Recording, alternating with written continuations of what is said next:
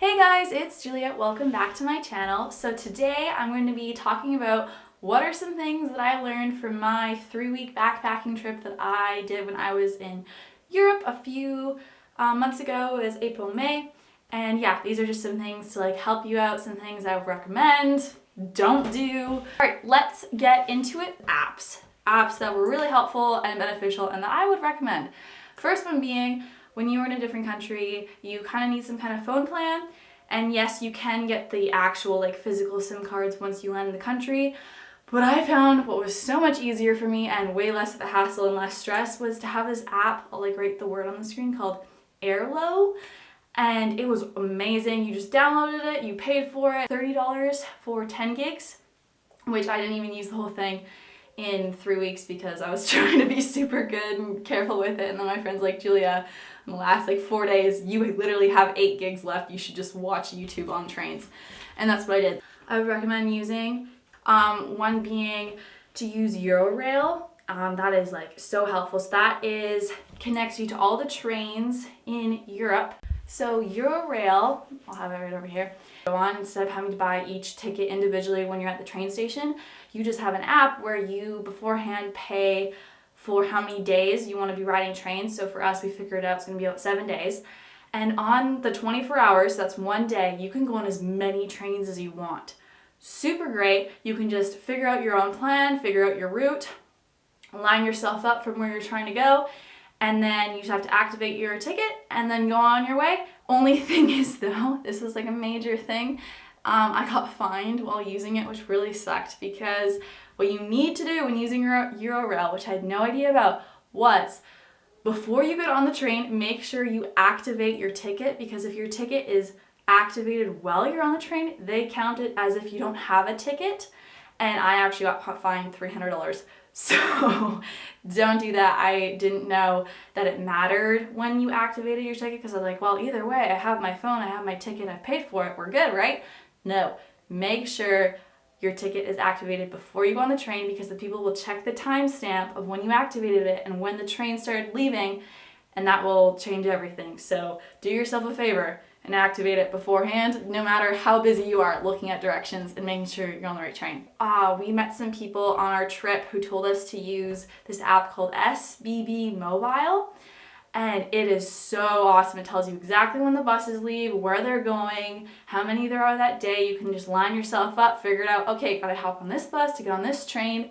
Super great. Switzerland is awesome with perfectly on time and very accurate. Recommend. It was so helpful. That, oh, when you go to Europe and you want to be cheap, use hostels. Hostels are so cheap and la la la. No.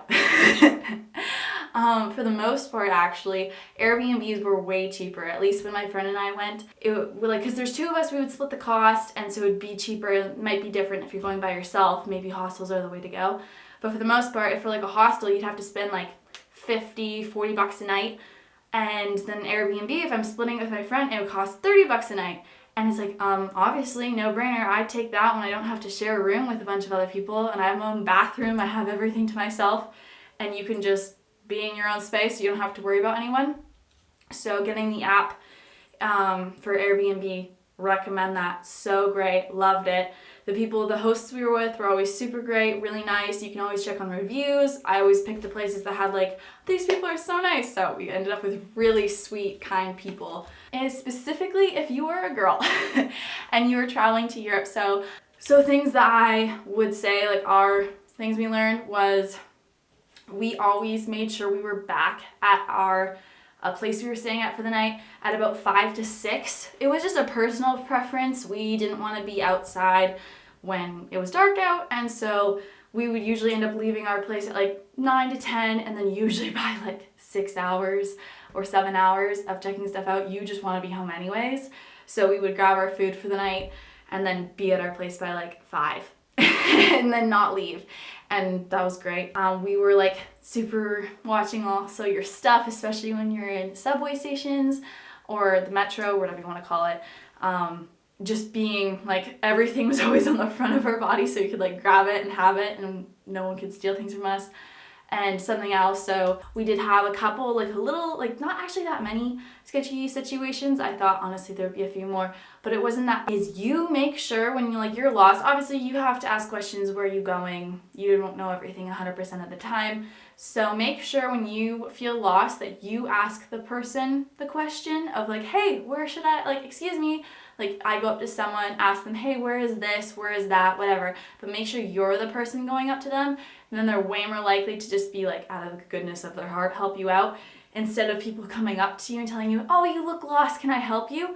I don't trust those people. Maybe they're nice and everything, but I wouldn't risk it, because they could be trying to do something, steal from you, who knows. And make sure you pick the person if you want to talk to them and ask them for directions or for help. Big tourist attraction, boom, boom, Colosseum. There are so many people walking around trying to get your attention, trying to get you to buy something. Lots of them can be scammers. And so just be careful. What we did is like they had like toys, jewelry, whatever they want to do. They're trying to sell it to you. They'll like say the most random things to get you to stop and talk to them. And my advice is just say like, be polite, like no thanks, but just keep walking. Don't even give them any too much attention, because otherwise they might try to force you to buy something that you don't want to buy. Okay, this next one is things I learned about trains. Here's what I have to help you out if you've never been on a train. Italian trains aren't perfectly on schedule. Lots of the times they will leave a couple minutes later, which in some ways if you're late, oh, perfect, saves. But we had just come out of Switzerland and everything was perfectly on time, and so don't count that Italian trains are going to be on time. They're probably going to be late by a few minutes. So make sure in between trains, when you have to like change trains to get different places, that you have a big enough buffer of like at least 10 minutes. So give yourself a buffer, give yourself some time, because it could make you miss trains, and when you miss trains, that really sucks, because you end up waiting for 2 hours at the train station. I'm talking from experience. Also, when you're at train stations, people wearing vests are helpful, okay? So huge. We were in Paris. We were at the full-on wrong train station. There was like a east one and a north one, but we didn't notice that there was a difference because this was our first rodeo. And so we just going up to the people wearing vests, like usually a red vest or some kind of vest looking professional. They know things. They are such a lifesaver. Ask the people in vests. Now, these are just extra stuff that I would recommend you should do or bring when you're going to Europe. Things to bring. I bought myself this it was like a thin money belt, so it was very flat, and I wore it underneath my clothes. And that made me feel really safe. I had like my credit cards in there. I had some of my ID if I was carrying everything with me, tucked underneath my shirt. And then I was like, hey, no one can take this from me. I have it with me at all times. So I would recommend grabbing yourself a money belt no matter what country you go to. And another thing being especially if you're staying at hostels, bring your own lock, like a combination lock or something. They have little lockers sometimes for you. And so if you bring yourself a lock, you can put your valuable stuff in there, lock it up, and leave. And you don't always have to be like, oh my goodness, when I'm staying here, I always have to have my passport with me. So you can just lock her up, bring a lock, recommend.